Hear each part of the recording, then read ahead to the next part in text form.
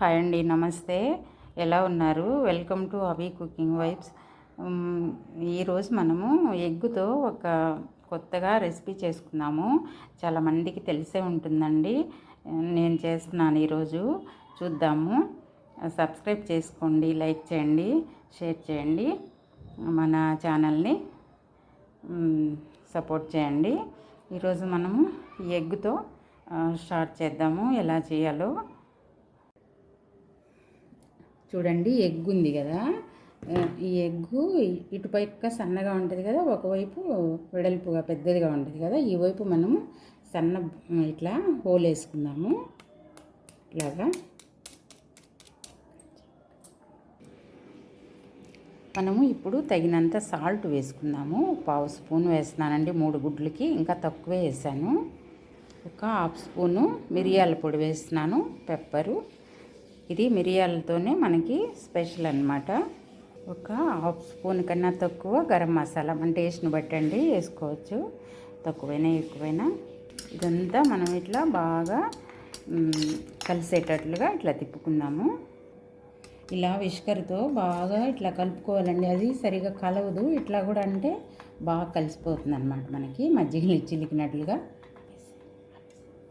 కొంచెం మైదా తీసుకుందామండి. దాంట్లో కొంచెం ఆయిల్ వేసి కలిపేసాం కదా, కొంచెం వాటర్ వేసుకుంటూ కలుపుకుందాము. కొంచెం పిండి మైదాని కొంచెం ఇలా గట్టిగా కలుపుకోండి. మన చపాతీ పిండి కన్నా కొంచెం లూజ్గా కలుపుకుందాం. ఎందుకంటే మనం ఎగ్గులో ఇది గుడ్డు సొన ఉంది కదా, అది పోసేసి మనము దీంట్లో పోసేసి ఇప్పుడు ఈ పిండితో క్లోజ్ చేస్తామన్నమాట. అందుకనే అండి మైదా పిండి.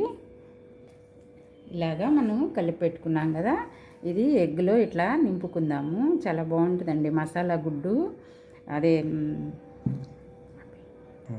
ఇలా ఎగ్గు అంతా పోసుకున్నాం కదా, ఇట్లాగా మైదా పిండి ఇలా పెట్టేసి క్లోజ్ చేసేద్దామండి.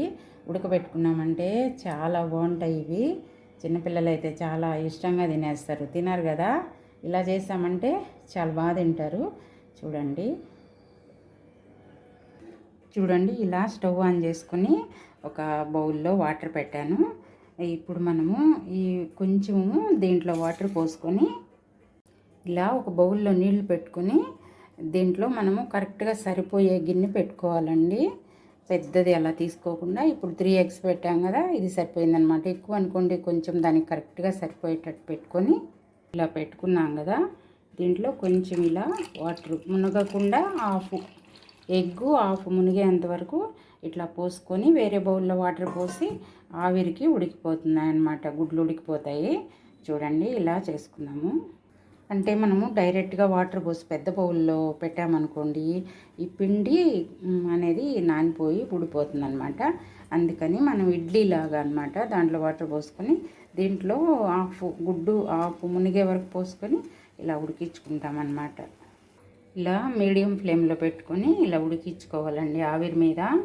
మనం ఎలక్ట్రికల్ ఎగ్ బాయిలర్ ఉంది కదా, దాంట్లో అయితే చాలా బాగా వస్తుంది. నేను దీంట్లో పెట్టేశాను.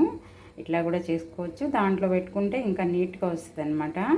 ఎలక్ట్రికల్ ఉంటుంది కదా ఎగ్ బాయిలరు, దాంట్లో బాగా వస్తుంది. ఇంకా ఇలా మూతేసేసుకొని సన్న మంట మీద ఇలా మిరియాల పొడి అవి వేసి మనము స్టఫ్ చేసుకుని ఉడకపెట్టుకున్నాం కదా, స్టఫింగ్ చేసి. ఇదైతే ఉంటుందండి, ఎందుకంటే మనం హోల్ పెట్టాం కదా, ఇదైతే ఉంటుంది, హోల్ ఉంటుంది అనమాట.